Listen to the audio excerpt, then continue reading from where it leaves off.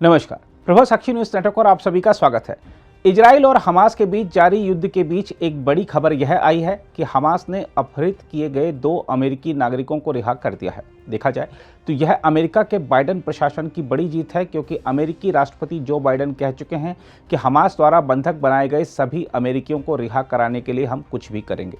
अमेरिकी राष्ट्रपति ने इस सप्ताह इजराइल का दौरा कर हालात का जायजा लिया था और विदेश मंत्री एंटनी ब्लिंकन ने कई अरब देशों की यात्रा कर हालात की समीक्षा की थी और अमेरिकी नागरिकों की रिहाई कराने में मदद मांगी थी। इसके बाद 2 अमेरिकी नागरिकों की रिहाई की खबर आई है, जिसकी इजरायली रक्षा बलों ने पुष्टि कर दी है।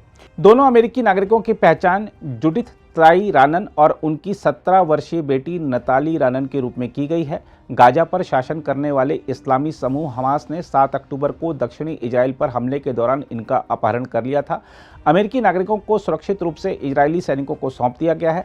रिहाई के दौरान दोनों महिलाएं इजरायली सैनिकों से घिरी हुई थीं और बंदियों और लापता लोगों के लिए इजराइल के समन्वयक गैल हिर्श का हाथ पकड़े हुए थी। रिपोर्टों के अनुसार शिकागो में किशोरी के पिता उरी रानन ने भी पुष्टि की है कि उन्होंने अपनी बेटी से फ़ोन पर बात की है।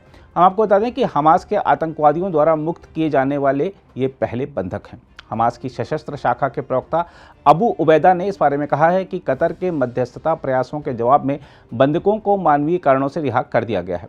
इस बीच अमेरिकी राष्ट्रपति जो बाइडेन ने अमेरिकी नागरिकों की रिहाई पर खुशी जताते हुए कहा है कि बंधकों को पिछले 14 दिनों में भयानक पीड़ा का सामना करना पड़ा। उन्होंने हमास की कैद से मुक्त हुए अमेरिकी नागरिकों को पूर्ण समर्थन का आश्वासन दिया। बताया जा रहा है कि अमेरिकी बंधकों की रिहाई कतर और हमास के बीच बातचीत के बाद ही संभव हो पाई है। अमेरिकी विदेश मंत्री एंटनी ब्लिंकन ने कतर सरकार का उनकी महत्वपूर्ण सहायता के लिए आभार व्यक्त किया है। साथ ही ब्रिटेन के प्रधानमंत्री ऋषि सुनक ने 2 अमेरिकी बंधकों की रिहाई का स्वागत किया और कतर को धन्यवाद दिया। वहीं इजरायली प्रधानमंत्री बेंजामिन नेतन्याहू ने एक बयान में कहा कि हमारे 2 अपहृत लोग घर पर हैं। हम सभी अपहृत और लापता लोगों को वापस लाने के प्रयास नहीं छोड़ रहे हैं।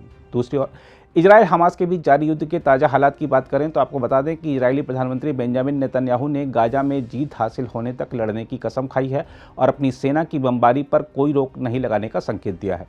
इजराइल ने जमीनी आक्रमण के लिए गाजा के पास बड़ी संख्या में टैंक और सैनिक एकत्र किए हैं। इजरायली रक्षा मंत्री योव गैलेंट ने कहा है कि हमारे उद्देश्यों को पूरी तरह हासिल करने में कुछ समय लग सकता है, लेकिन हम हमास संगठन को उखाड़ फेंकेंगे।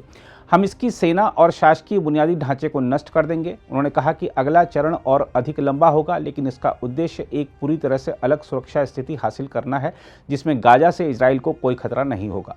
उन्होंने कहा यह एक दिन, एक सप्ताह या एक महीने में नहीं होगा, बल्कि इसमें समय लगेगा। इस बीच फिलिस्तीनी मीडिया ने रात भर गाजा में भारी इजरायली बमबारी की सूचना दी, जिसमें उत्तरी गाजा के जबालिया में एक घर पर हमला भी शामिल था, जिसमें कम से कम 19 लोग मारे गए।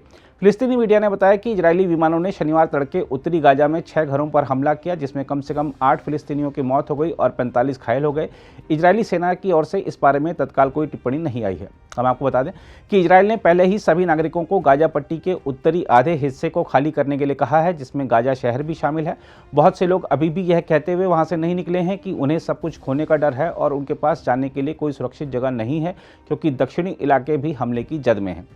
इसमें संयुक्त राष्ट्र के मानवीय मामलों के कार्यालय ने कहा है कि 1,40,000 से अधिक घर क्षतिग्रस्त हो गए हैं और लगभग 13,000 पूरी तरह से नष्ट हो गए हैं।